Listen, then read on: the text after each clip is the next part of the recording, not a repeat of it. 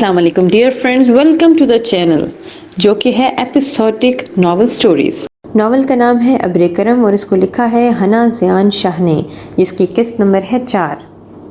وہ نہیں جانتا تھا کہ وہ سرفراز کے آدمی تھے، پر فلوکت کسی پر بھی یقین، بے وقوفی اور اپنے پاؤں پر کلہاڑی مارنے کے مترادف تھا۔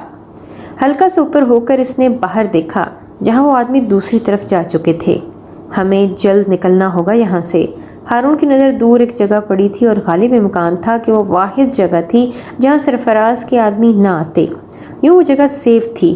اس نے میرال کا ہاتھ پکڑ کر فون بوتھ کا دروازہ کھولا اور تیزی سے سڑک پار کرنے لگا۔ گلوز کے باوجود اس کے ہاتھوں کی گرمی کو محسوس کر سکتا تھا۔ اس نے ریسٹ کی ضرورت تھی اور وہ بھی جلد۔ سامنے ایک فارمیسی تھی جس کے ساتھ ہی تنگ سی جگہ ایک لکڑی کی سیڑھیاں اوپر کو جاتی تھیں۔ اس نے میرال کو ایک طرف رکنے کو کہا اور اوپر جا کر جھانکا جہاں خاموشی کا ڈیرا تھا۔ واپس آ کر اس نے میرال کو سیڑھیاں چڑھنے کو کہا اور خود ادھر ادھر دیکھتا رہا، کوئی دیکھے نہ۔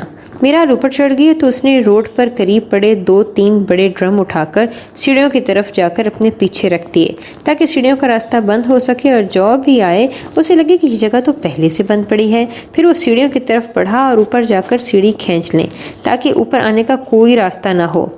سیڑھی اس نے چھت پر رکھی اور آس پاس نظر دوڑائی اور سارا معائنہ کیا کہ یہاں کوئی آنے جانے کا راستہ تو نہیں۔ دور دور تک پھیلی ویرانی اور کل طور پر صرف ایک کمرہ تھا۔ میں اندر دیکھتا ہوں۔ وہ آگے بڑھ گیا اور کمرے کا دروازہ کھولا۔ کمرے میں برائے نام ہی چیزیں تھیں، جن میں زمین پر ایک پرانا سا میٹ، اپنی ایک کو پہنچی لائٹ اور ایک پرانی الماری جس میں کچھ بستر اور کپڑے تھے۔ باقی کمرے ایک طرف خشک گھاس کا ڈھیر تھا۔ ہارون نے اس خشک گھاس کو طریقے سے ایک جگہ اکٹھا کیا اور الماری سے قدرے بہتر حالت کی ایک چادر نکال کر یوں بچھا دی کہ گھاس کی چبھن محسوس نہ ہو، اور ایک کونے میں کچھ بوسیدہ کپڑے لپیٹ کر تکیہ بنا دیا۔ ایک دوسری چادر نکالی تاکہ اوپر لی جا سکے۔ کام ختم کر کے ایک نظر ہر چیز پر ڈالتا وہ باہر نکلا جہاں میرال ویسے ہی کنارے کے پاس کھڑی تھی، ہاتھوں کو گرد لپیٹے ہوئے۔ کمرے کے باہر ایک مدھم سی روشنی تھی۔ وہ اس کا چہرہ مکمل نہیں دیکھ سکتا تھا، پر جانتا تھا اس کا طبیعت پہلے سے زیادہ خراب ہے۔ آپ ٹھیک ہیں؟ ایک قدم اس کی طرف بڑھتے ہوئے اس نے نرمی سے پوچھا۔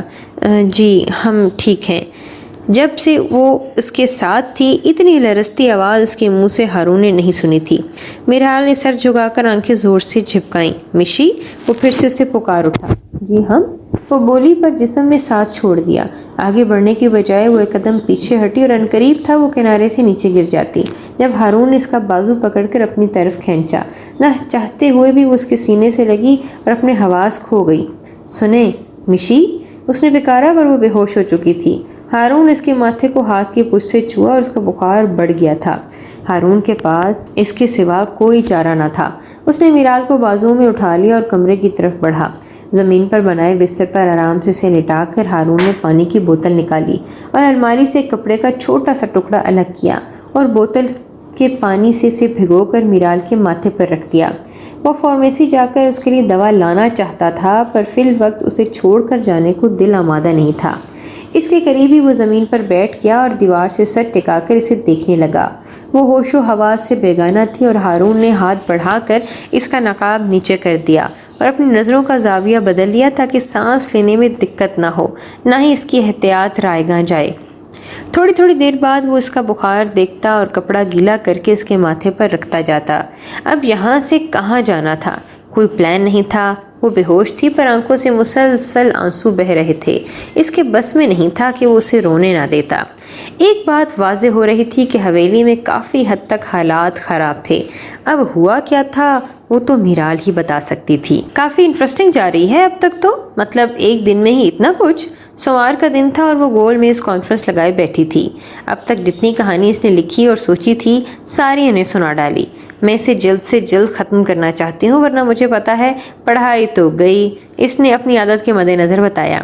قدرتی بات ہے، ایسا دماغ ہوتا ہے رائٹر بندوں کا کہ کہیں بھی کبھی بھی کچھ بھی دماغ میں آ سکتا ہے، اور اللہ بھلا کرے 5 منٹ میں کہانی کے مین تھیم بھی مل جاتے ہیں۔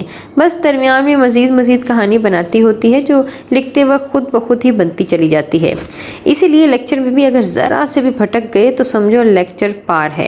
اس میں سب سے بڑا خطرہ یہ کہ بندہ لیکچر نہیں سن سکتا، اور اگر درمیان میں سے ٹیچر اٹھا کر پوچھ لیتا تو بے عزتی جو ہوتی ہے وہ تو الگ بات ہے۔ ابھی تو کہانی کا سٹارٹ ہے یار، کشف نے کہا تو عرصہ نے تائید کی، پر وہ پریشان ہی رہی۔ اب آگے کیا ہونے والا تھا یہ بھی ابھی نازل ہونا تھا۔ بہرحال وہ خاموشی سے بیٹھ گئی اور پھر سے دماغ اس کی طرف کھو گیا تھا۔ صبح کے 4 بجنے کو تھے۔ ہارون مسلسل اسی پوزیشن میں بیٹھا ہوا تھا اور میرال کا بخار کسی حد تک کنٹرول ہو گیا تھا، پر مکمل نہیں اترا تھا۔ ہارون نے ٹائم دیکھا اور اٹھ کھڑا ہوا۔ سب سے پہلے اس نے باہر جا کر آس پاس دیکھا۔ دور دور تک کسی ذی نفس کا نام و نشان تک نہیں تھا۔ دوبارہ اس خالی پتلی گلی میں دیکھا تھا اور راستہ صاف تھا۔ گزشتہ رات اسے بچنے کا ایک آخری راستہ دکھائی دیا تھا اور وہ چاہتا تھا کہ روشنی پھیلنے سے پہلے وہ وہاں سے نکل جائے، لیکن میرال کی طبیعت کو بھی مد نظر رکھنا تھا۔ ہر طرف کا جائزہ لے کر وہ واپس کمرے میں آیا تو میرال کو اٹھے ہوئے پایا۔ اس نے دیوار سے ٹیک لگا کر سر کو تھام رکھا تھا۔ اس کی آہٹ پر جلدی سی نقاب چڑھا لیا۔ آپ ٹھیک ہیں اب؟ جی ہم معاف کیجیے گا، آپ کو تکلیف نہیں؟ ایسی بات نہیں، شاید کل بارش میں بھیگنے کی وجہ سے۔ ہارون نے اس کی شرمندگی کم کرنے کو کہا۔ اب آپ ٹھیک ہیں؟ جی ہم۔ دیکھیں سچ بولیے گا، ہمیں سفر کرنا ہے، ہارون نے نرم لہجے میں کہا۔ جی ہم ٹھیک ہیں، میرال نے کہا اور اٹھ کھڑی ہوئی۔ ہارون اس کی طرف پانی کی بوتل بڑھائی۔ ہمیں ابھی نکلنا ہوگا، اگر روشنی پھیل گئی تو مشکل ہو جائے گی، ہارون نے کہا تو وہ اس بات میں سر ہلا کر اس کے ساتھ چل دی۔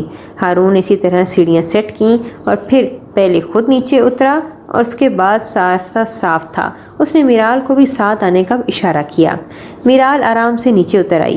ہارون نے ڈرم پیچھے کیا اور اس کا ہاتھ تھام کر باہر نکل آیا۔ دور دور تک اندھیرے کا راج تھا۔ ایسے میں 2 نفوس تیز قدموں سے ایک منزل کی طرف بڑھ رہے تھے۔ ہم کہاں جا رہے ہیں؟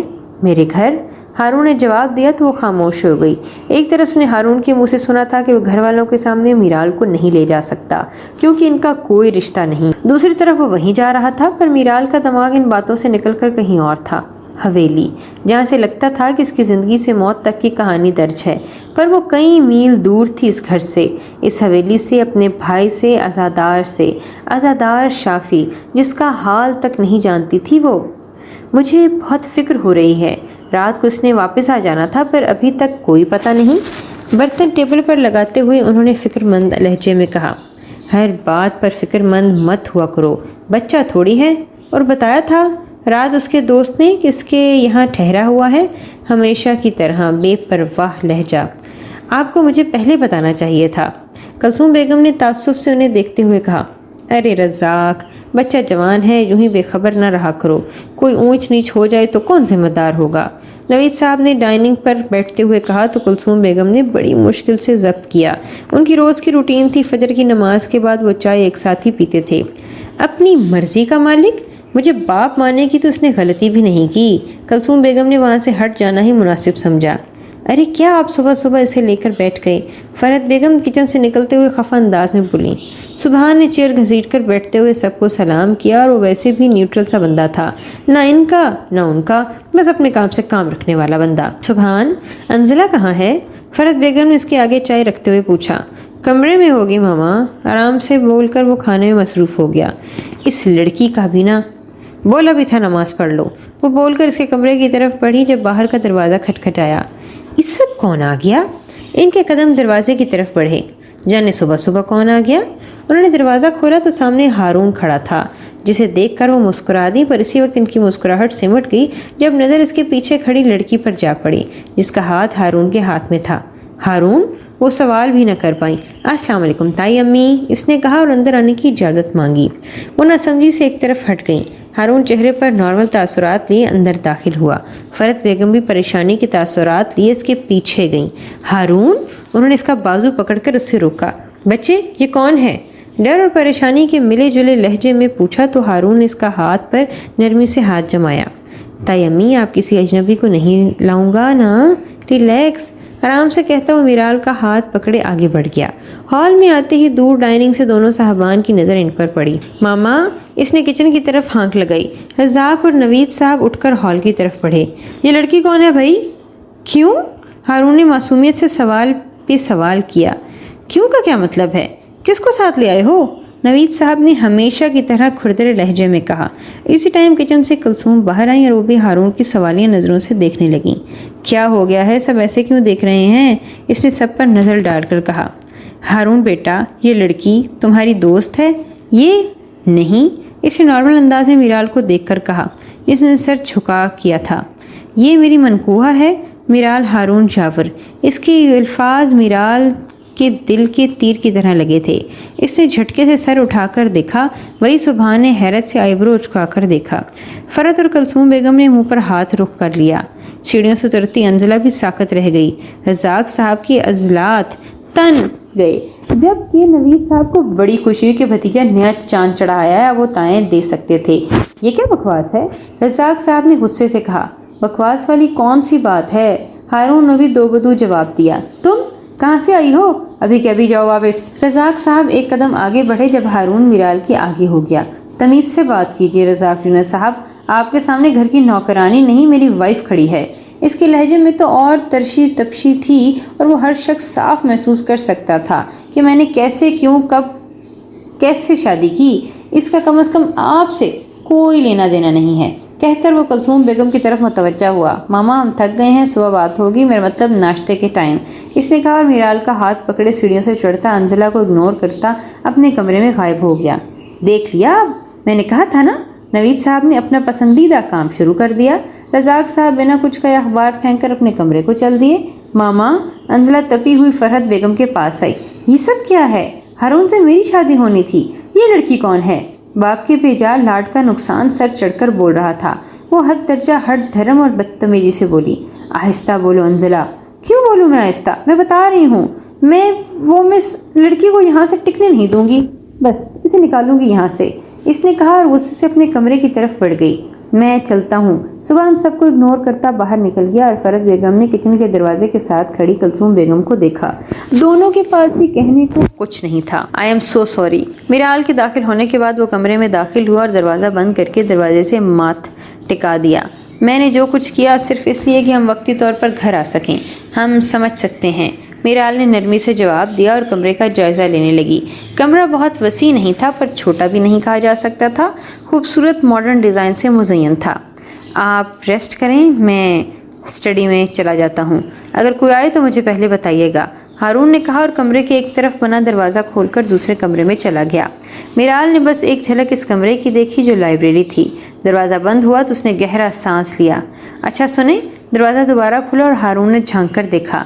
الماری میں نچلے باکس میں کپڑے پڑے ہیں، انیوزڈ ہیں، آپ چاہیں تو شاور لے لیں، ہارون نے کہا تو اس نے اس بات میں سر ہلایا۔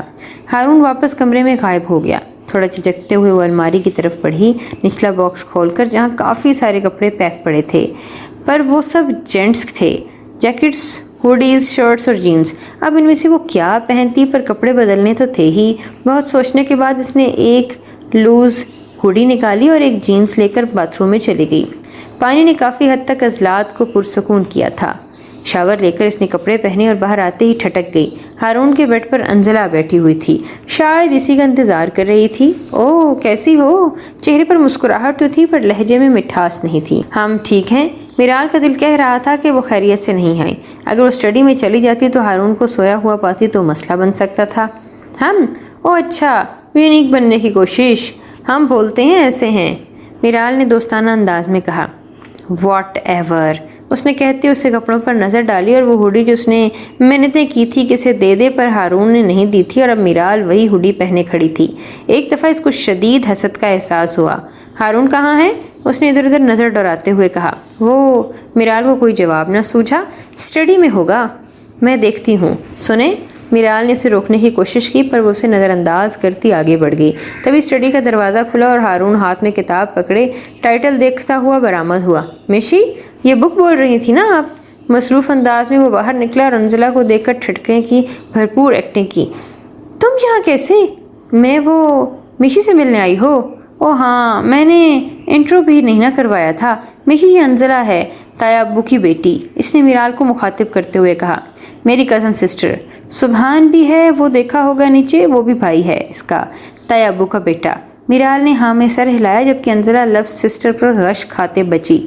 اچھا لگا مل کر، جلے دل سے کہتی وہ کمرے سے باہر نکل گئی۔ اس کے باہر جاتے ہی ہارون نے گہرا سانس لیا اور دروازے کی طرف بڑھا۔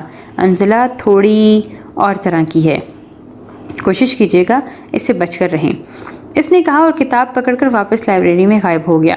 وہ تقریباً سونے کو ہی تھا۔ سچ شکر اس نے انزلہ کی آواز سن لی تھی اور اچھا خاصا ڈرامہ کیا تھا۔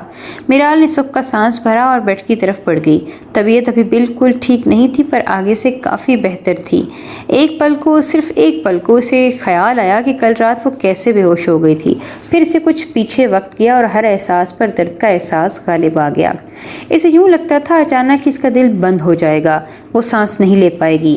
زاویان بچپن سے اس کی تعریف سنتی آئی تھی، پڑھا لکھا، سلجھا ہوا، شریف، عزت دینے والا، سب سے بڑھ کر بے گناہ وہ جا چکا تھا۔ پھر عزادار، اسے بھی گولی مار دی تھی ان لوگوں نے۔ چچی قید تھیں، بابا سائیں کو تو پتہ بھی نہیں تھا۔ کیا وہ اب واپس جا سکتی تھی؟ کیا سب کچھ پہلے جیسا ہو سکتا تھا؟ جواب ہر بار نفی میں ہی ملا تھا۔ مشی وہ اپنی سوچ میں گم سو نہیں پا رہی تھی جب ہلکی آواز میں دستک کے ساتھ لائبریری کا دروازہ کھلا اور ہارون کا چہرہ نمودار ہوا۔ وہ اٹھ کر بیٹھ گئی۔ ہاں جی، اس نے کہا تو ہارون لائبریری کا دروازہ بند کر کے آہستہ قدم اٹھاتا اس کے پاس آ گیا۔ ہم بات کر سکتے ہیں؟ جی۔ آپ کی طبیعت کیسی ہے؟ اب ٹھیک ہیں، میرال نے ہلکی آواز میں جواب دیا۔ ہارون نے سر جھکا کر ہاں میں ہلایا سر اور سوال ترتیب دینے لگا۔ آپ نے کال کی تھی تو حویلی میں سب ٹھیک ہے نا؟ بہت آرام سے اس نے جملہ مکمل کیا اور میرال نے اپنے آپ کو بہت کنٹرول کیا تھا۔ میں یہ سب اس لیے پوچھ رہا ہوں کیونکہ میرے لیے جاننا ضروری ہے۔ ہم واپس نہیں جا سکتے۔ اپنے آنسو ضبط کرتے وہ بس اتنا ہی بول پائی۔ کچھ دیر کے لیے کمرے میں سناٹا چھا گیا۔ وہاں کچھ ٹھیک نہیں ہے، بابا سائیں کا ہمیں علم نہیں، زاویان میر کو انہوں نے جان سے مار دیا، وہ تو بالکل بے گناہ تھے۔ کہتے ہوئے ایک آنسو اس کے پلکوں سے ٹوٹ کر گود میں رکھ دیے تھے۔ ویر جی کو بھی گولی۔ وہ مزید بول بھی نہ پائی تھی اور اس نے اپنا چہرہ دونوں ہاتھوں میں چھپا کر شدت سے رو دی۔ ہارون اپنی جگہ پر ساکت بیٹھا تھا، وہ تو خود صدمے سے دوچار تھا، اسے کیا دلاسا دیتا۔ ہارون، دروازے پر دستک ہوئی تو وہ جلدی سے اٹھ کھڑی ہوئی۔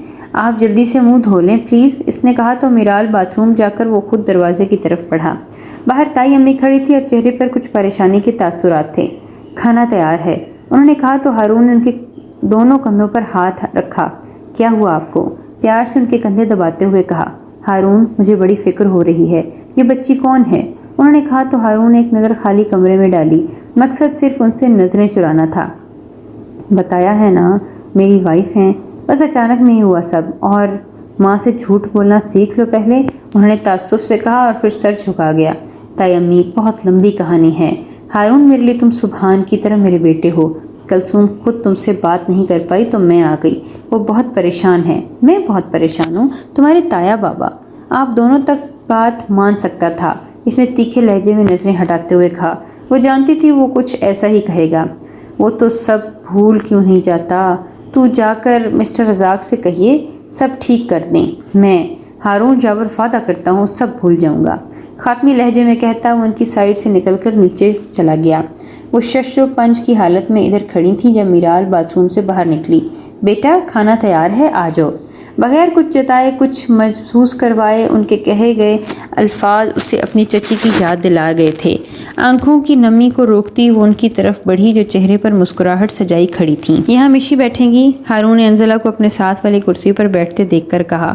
ایک دفعہ پھر سے اس کا دل کیا اس مشی نامی لڑکی کو جان سے مار دے۔ وہ دوسری طرف بیٹھ جائے گی۔ جائے گی نہیں، جائیں گی، رسپیکٹ سے۔ وہ اس سے سال بھر چھوٹی تھی اور ہارون آج تک اس کی تم تو کیا کچھ بھی برداشت نہیں کر سکتا تھا۔ وہ جو اسے جو پکارتی تھی وہ کچھ بھی نہیں بولتا تھا، پر آج اس نے میرال کے معاملے میں اس کی جگہ دکھا دی تھی۔ اور میں بھی ہارون نہیں، ہارون بھائی ہوں، کم از کم مشی کے سامنے تو مجھے بھائی ہی بولو گی، اس نے کہا تو انزلہ اپنی جگہ پر ہی جل بھن گئی۔ وہ تو شاید آئیں گی بھی نہیں، نئی دلہن صاحبہ۔ ارے مشی، آئیں، دیکھیں تائی امی نے کتنے مزے کا ناشتہ بنایا ہے، اس نے انزلہ کے پیچھے آتی میرال کو دیکھ کر کہا۔ انزلہ نے بھی پلٹ کر اپنی والدہ کو تیز نظروں سے دیکھا جو اس کے حریف کو کتنے لاڈ سے لا رہی تھیں۔ یہاں بیٹھیں، ہارون نے اپنے ساتھ والی سیٹ کی طرف اشارہ کیا۔ انزلہ تن فن کرتی ناشتہ کیے بغیر وہاں سے چلی گئی۔ ارے انزلہ بیٹا، ناشتہ تو کر لو۔ بہت شکریہ چچی، یونیورسٹی سے لیٹ ہو جاؤں گی۔ کمرے سے بیگ لے کر نکلتے کلثوم بیگم کے پکارنے پر وہ ٹکا سا جواب دے کر چلی گئی۔ میرال نے سر جھکا لیا اور ہارون اچھی طرح جانتا تھا وہ کیا کر رہا ہے۔ کشف نے اسے ٹوکا۔ یہ سب وہ ایک خواب ہی ہے؟ مطلب اس پر تم کہانی لکھ رہی ہو یا کوئی سچی داستان؟ آف کورس یار، I have got a theme through a dream.